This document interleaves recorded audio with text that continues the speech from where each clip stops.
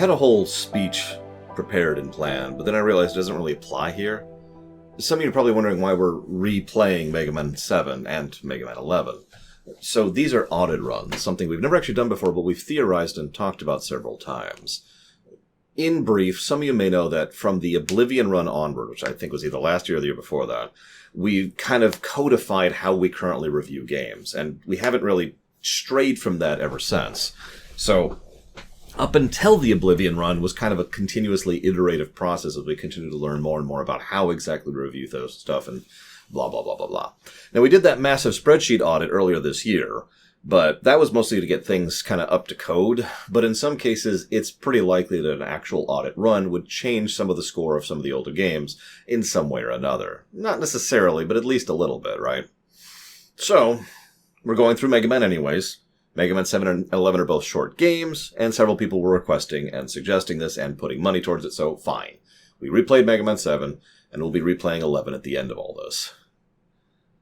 Now, 7 never got a Rumination, so here we are talking about it. Cool. It's kind of funny looking into the behind the scenes of this one, because it's just Mega Man 3 all over again, isn't it? Okay, so you've just finished work on Mega Man X2. Congratulations. Next day you're in the office. We need you to make Mega Man 7. Oh, okay. Sure. I guess we can immediately shift over to that. Yeah, by the way, the deadline for the game cannot be moved. We refuse to move the deadline for the game. Okay. I see. I get that. You want your Mega Man on your SNES. That makes sense. After all, X1 was a smash hit and X2 was certainly doing well enough. So, okay, sure. Yeah, we'll go ahead and do that. Can we get any, like additional support? Now, the answer was actually yes, but we're not sure of the specifics. There are enough pieces that I can say with high certainty that this was actually the Minakuchi Engineering Group again. You remember them? They were the ones who worked on X3 and the Game Boy games. The timing of this makes me think that they're the group that was brought in to work on this game, as well as some of the design elements of the level layout and just general. Some of the aspects of this game feel like it's got their fingerprints on it, to put it simply. I don't know that for certainty, however. What I do know is they brought in external talent to help with the production of this game, whoever it was. Okay, so we do have weight, we've got some support, we've got some funding. Well, what's the issue here? Well, the first issue is time. For those of you who do not know, what do you think the production cycle was for this? 6 months, maybe? This is a SNES game, right? 6 months, 9 months, somewhere around there is probably what you're thinking. And I'm just going to tell you that it was 3. 3 months. They made this game in 3 months. This is why I say this is Mega Man 3 all over again. There's other issues, but that's the big one. If anything, I am astonished at how good this game is, given how much it was just thrown together. Kind of reminds me of Mega Man 2, actually. That was the first issue. The second issue was, and this is hysterical, they sat together and they worked on it, and they're like, okay, and they were like, you know what? We think that Mega Man games don't sell outside of Japan, so even though we've already worked on an English localization, let's not release this game in the States. What? What? Now, in case I haven't reiterated this like 5 times now, Mega Man games sell better in the States than they do in Japan. What? And so they were like, oh, okay, fine. And they actually pushed for that. Capcom of America and Nintendo of America both pushed for this. They're like, what are you doing? Release the frickin' game. And so they begrudgingly agreed to do a limited print run. And if you watched our X3 Rumination, you've already heard these words because it's the exact same thing that happened with X3 and X2 for slightly different reasons. So what happened was Mega Man 7 flew off the shelves and then sold out.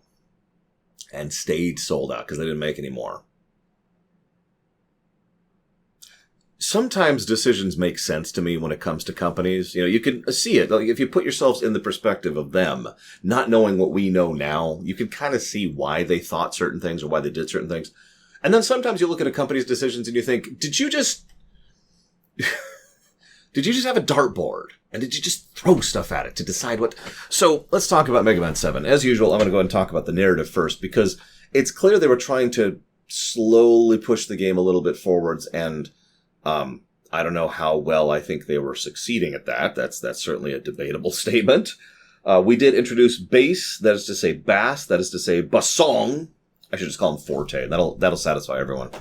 And Forte is introduced to the franchise finally. Woo, okay. He is, of course, our 90s character for classic Mega Man. No, really, he is. Eventually they would do some stuff with Bass, but he's the Shadow the Hedgehog of the franchise. He's here because it's 90s and edgy. So he's here and he's like, I'm going to attack you on sight. Oh, I'm sorry, I'm actually an ally. Listen, and so hang on, that's scene 1. Scene 2 is, I'm so injured. If only I could get some help. And Mega Man's like, don't worry, I got your back. I'll invite you into my private laboratory where Dr. Light is so we can repair you. Okay. So that's beat 2. And then beat 3 is Forte being like, I'm going to break out and steal all this stuff. I'm secretly evil. Beat 4 is I'm stronger than you and then losing to you. And then beat 5 is I'm stronger than you and then losing to you and being weirded out by it. Beat 6 is him rescuing Dr. Wily. That's it. 6 scenes in the entire game. Do I need to explain the problems here? I'd say it's not like I'm expecting Final Fantasy Tactics from Mega Man, but as I said on camera, a Final Fantasy Tactics quality story in Mega Man would be amazing.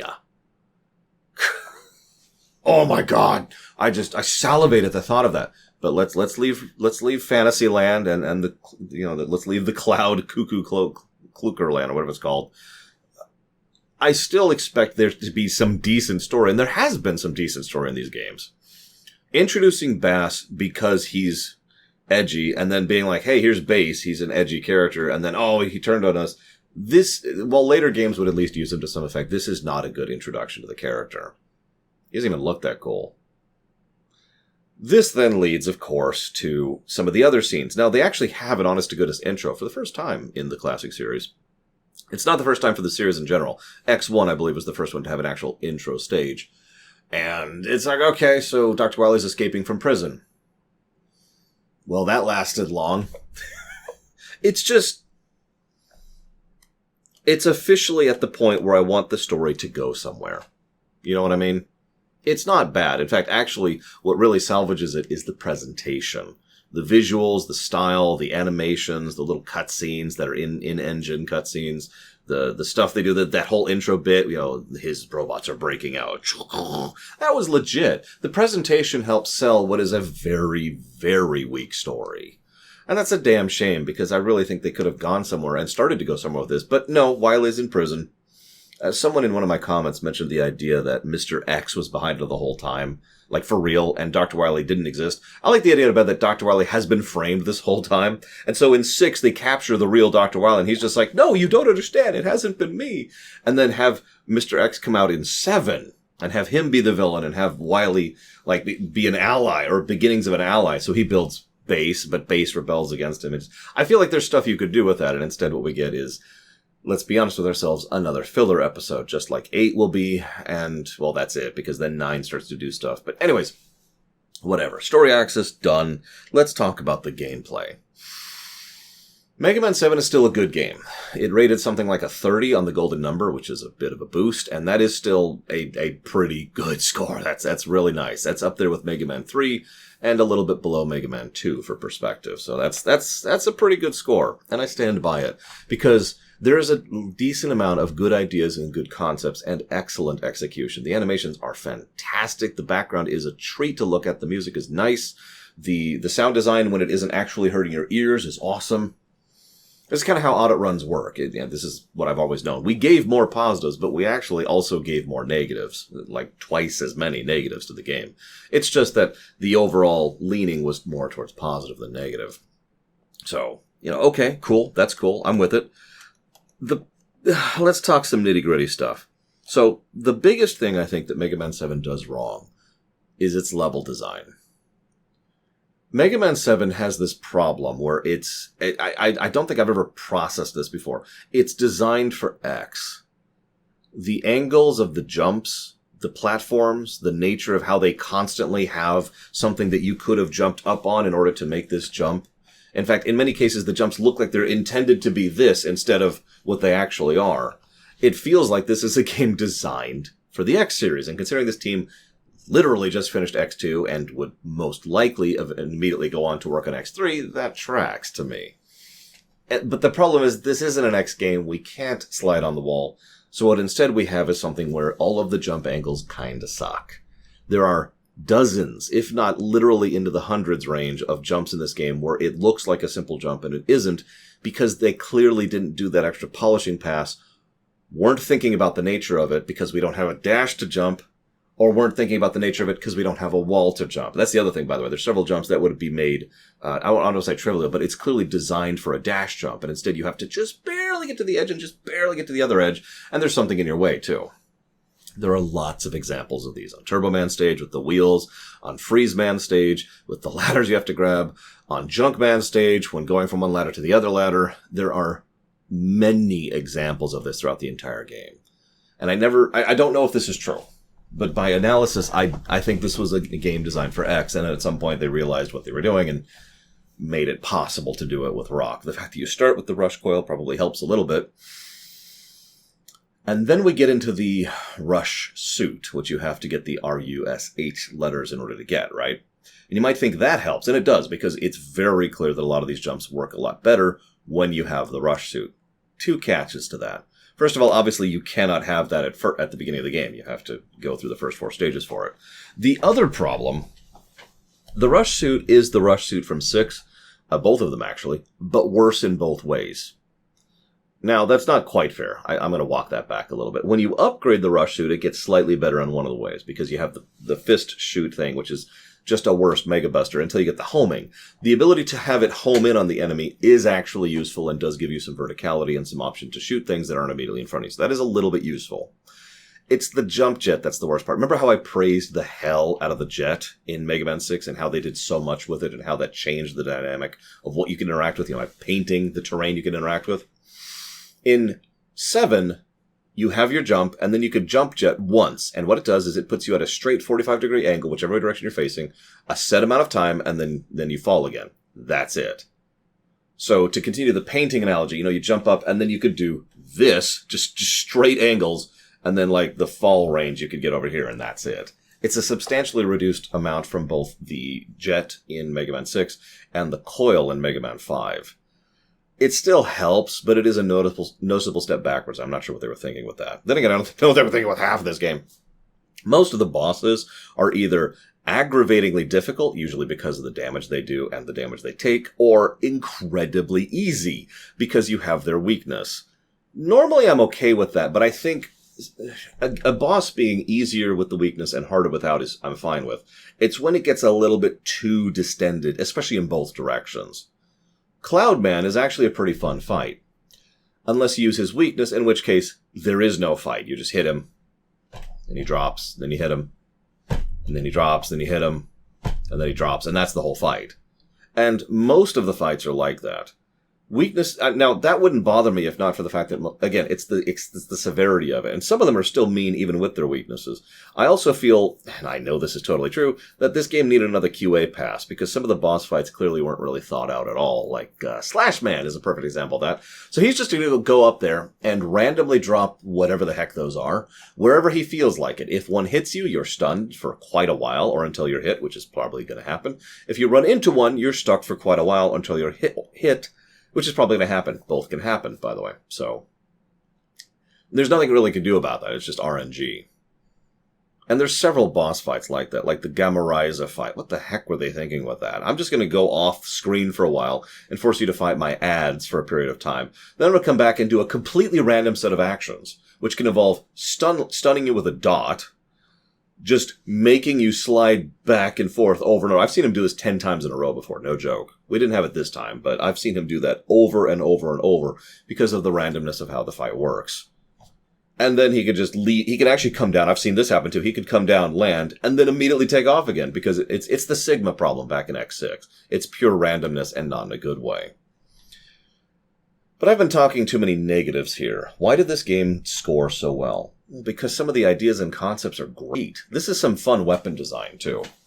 Some of the weapons are but some of the weapons are legit. This is actually my favorite shield weapon probably in the entire franchise. So this is cool, because the way this works is you start this junk shield, right? And first of all, it's not a one and done. That was the problem with both Skullman and Starman's. They're good shields, but once they hit anything, whether a projectile or an enemy, they're gone. But with the junk shield, it's basically got its own HP bar. And so as it whittles down, there's less pieces until there's only 2 pieces, and then there's just the 1 piece, and then it's finally burnt up. It also, blocks projectiles and all that other stuff and goes with you, but it can do a tremendous amount of damage in a short period of time without actually being overpowered.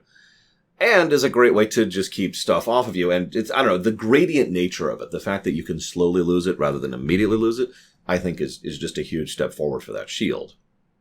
We have your typical ground weapon, which is the flame shots. Not much to say about that. Although the fact that you can shoot it and then it starts rolling, I'm kind of with that. We also have, what else do we have? We've got the 2 charge weapons. So we've got the spring weapons, which are okay. They shoot out next to you, which is kind of a nice little AoE, or they shoot out a much larger thing next to you. Okay, I'm with that. We have the Sonic Crush, whatever it is, where you can shoot it out, which doesn't do much, but you can shoot it out, and if it reflects and you grab it, you can shoot out a much larger one, which is effectively your own Mega Buster without the charge time, which can actually be very useful under several circumstances. You got the Thunderbolt, which is also effectively a Mega Buster, except it also splits in 2 and hits in a vertical axis whenever it lands, so that's pretty neat. You've got Slash Weapons, Slash Man's Weapon, which, let's call it what it is, it's Zero's Saber. And it's good for all the reasons that Zero Saber is good. It's a nice arc in front of you. It's a nice big, wide sloth, both above, below, and directly in front of you. And you can just shoot it really quickly. The only downside of Slash Man's weapon is it'll eventually run out of energy. And I mean, that's not really a downside, is it? That's just kind of logic. What am I missing? As usual, I feel like I'm missing someone. Let's just run through the bosses. We did Shade Man. We did Turbo Man. We did Freeze Man. Freeze Man is just the ice shotgun from Mega Man 1 X1 again, except this time you can also angle it, so you can shoot it up or you can shoot it down, which is kind of useful, especially on the final boss. I think that's everything. I probably missed one, but honestly, whatever. The point is the weapon variety is decent enough to warrant what I would refer to as a positive, and it allows you to be encouraged to actually use it, especially since the itemization is good enough that you actually usually have the kind of weapons you need, the weapon energy coming through in order to keep you using the weapons, in order to keep you enjoying the game. You can also buy E-Tanks, W-Tanks, and S-Tank lives and parts in this game. Now, I actually really like this system, but it has to be executed properly. Because it's really easy for the system to suck if it's too hard to get the currency in order to get it, if the prices are too high, or if the variety of items is not quite there, this can suck. Instead, what we have here is none of those things are a problem. The prices are nice and low, especially after you get the upgrade spring, bolt, which is in Spring Man stage, which lowers the price by half and adds far more parts to the list. The other cool thing about this is, in addition to just buying consumables, gear, which will come up later, you can also buy the stuff that you can also find in the stages. This came very close to being a negative. This is another one of those good idea, bad kind of things, or a good execution, bad idea, or however you want to think of that kind of things. Because you've got this thing called Rush Search, where Rush just kind of digs in front of you. He's like, okay, what's here? Oh, I found something. And he can find the exit thing to allow you to exit stages, or the equalizer to allow you to redistribute weapon energy to the other things, and a couple other things, which is cool. That's cool. That's all cool. He also gets you the upgrade for the punch shot I just mentioned. But there is effectively no indicator of where those items are. This is something that I tend to praise Metroid games about, when there's something to indicate that you want to think in a direction or think towards a direction. Now, I say that so vaguely because what it is depends on the specific game. Maybe there's a bit of a discoloration on some of the bubbles over there, or maybe you see like a little bit of a crease in the ground, or maybe there's a crack in the wall because it's a Zelda game. You get the idea. Something that inclines you to think there might be something over there. If there's nothing whatsoever to indicate that there's a spot, then the only alternative is to do what bad Metroid games do, which is you just have to use the scan thing on every single wall, trying to find these power-ups, right?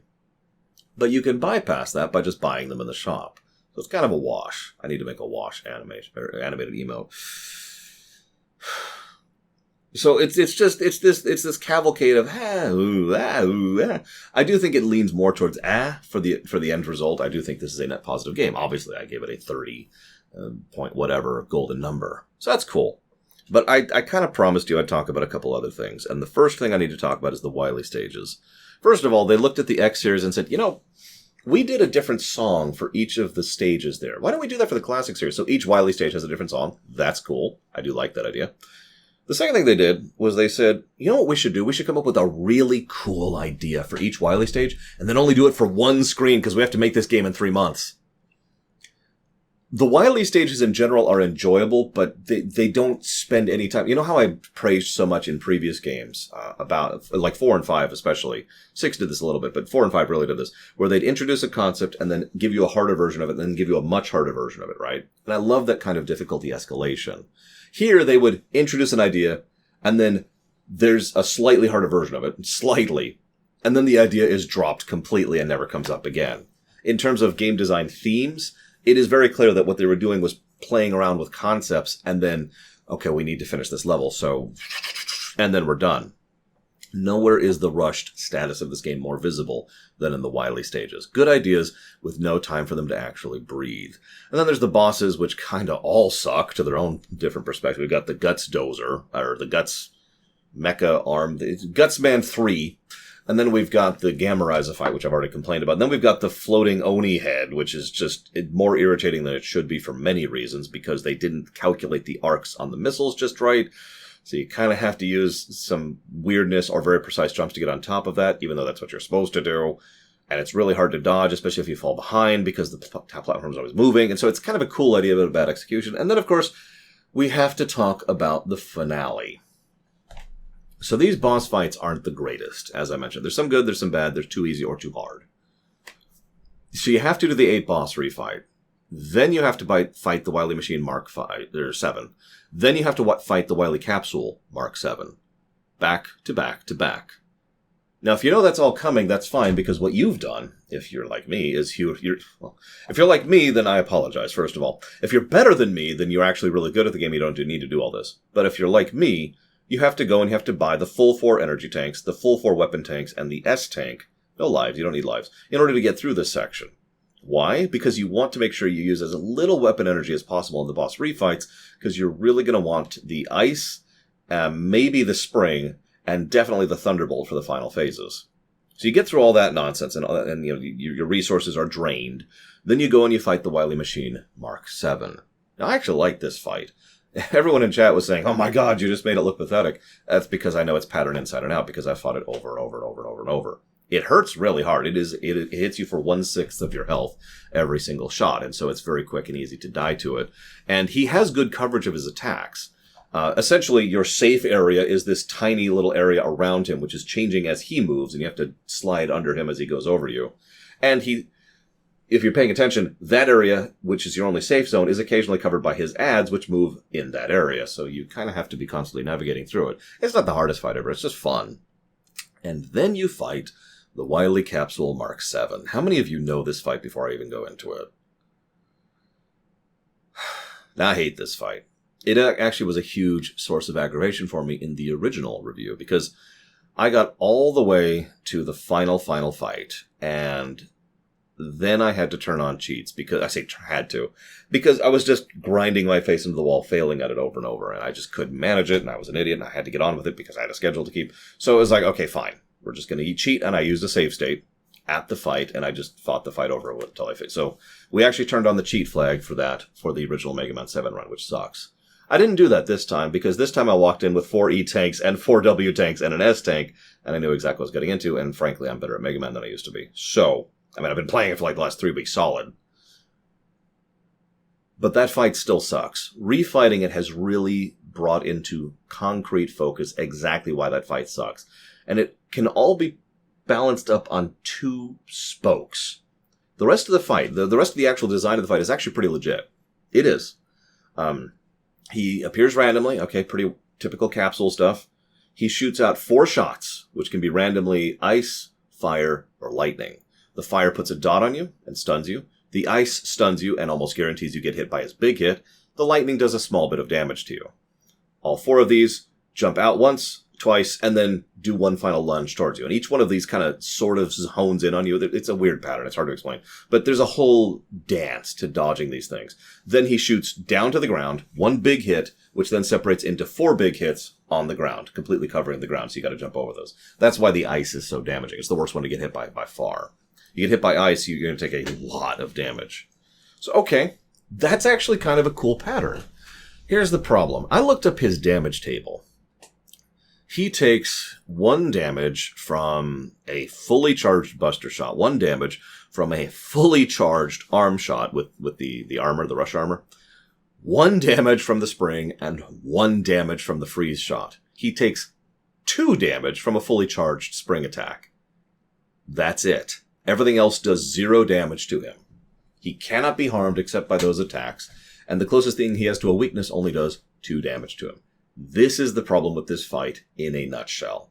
It turns what could be an interesting, intense, frenetic fight into a boring, long slog. Because even if you are really good at this game, which I obviously am not, and can just dodge every attack perfectly, and you run out of weapon energy, but that's okay because you're still dodging the attacks and you're still awesome at the game. It's just poke, 1 damage, and then do the whole sign in. Poke, 1 damage, and then do the whole thing again. And it just drags on. The second problem, the other problem with that is that if you are not that good at the game, if you're, like me, then what you have is this is a gear check. This is a gear check in a Mega Man game.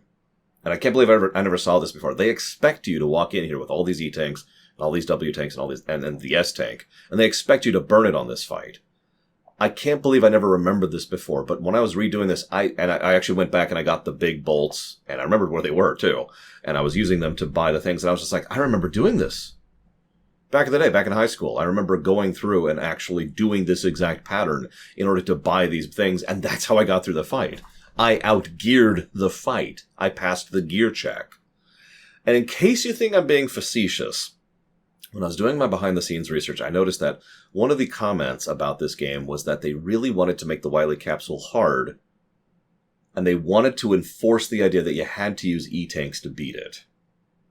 Now, good difficulty is hard to design. I know this. It's one of the reasons I appreciate good difficulty so much, because I understand just how much complexity goes into really designing good, difficult fights. Bad difficulty I tend to be just as harsh on for pretty much the exact same reason. Just changing the health values or damage values or whatever, it doesn't really make a fight harder necessarily. It is the easy route to difficulty, and it may or may not actually be more difficult or not. It depends on the specifics. So you've got people who have just made X2, who may or may not be making X3, who have 3 months to make this game, and they really want to make a hard final boss. What do? Now, while that is an understandable approach, I still think it is a negative. I still think that this is not good boss design, and it absolutely drags it down, especially since the difficulty curve of this game is all over the place already. Now, this is true throughout the whole game. The game is either too easy or too hard. This is a perfect example of that, because if you know what you're doing on the first fight, that fight's a joke. I did it without even taking damage twice in a row. If you know what you're doing on the second fight, you still have to take absolutely forever to slog through this, and it's too aggravating. It is exactly the problem with Mega Man 7 in a nutshell. And another thing I noticed when I was looking at interviews for people, because some of the people who worked on 7 also worked on 11, which I didn't know until I was looking into this game. And when they were talking about 11, they talked about their experience working on 7, and one of the things that was mentioned was how much they regret 7. Because 7 was a game that was super rushed, and it was super unfinished. And I agree. This is still a good game, and there's still plenty of good stuff here, and I can still recommend it to people. But this one needed more time in the oven. Absolutely. One final caveat really quick, by the way. Those of you on the stream already know this, of course. But these games, we decided back in the Z series, and this was a careful decision, to go ahead and review the collection version specifically, which changes the dynamic in some of these. I think I mentioned this with Mega Man 5. For example, Mega Man 5, thanks to the collection being considered into the equation, was able to edge ahead of X1, whereas X1 is effectively we're reviewing the SNES version because they didn't add any special features or quality of life things or anything like that to the X1 stuff. They also didn't add any of that stuff to the Legacy Collection 2. That means 7, 8, 9, and 10 will have to stand completely on their own feet. No additional positives. So that sucks. I just thought I'd mention that as something to keep in mind, because next, later today, at some point, not sure when, it's whenever I finish all my paperwork stuff, we're going to be starting Mega Man 8, and I have very bad memories of that game. So I'm really curious how that one's going to turn out. I don't have any sharks left. I'm sorry. Om Nom Nom, he's right here. He's been good. It's okay. You've been so helpful. Thank you. So instead, we will go ahead and wish you a well evening, and I hope to see you next time.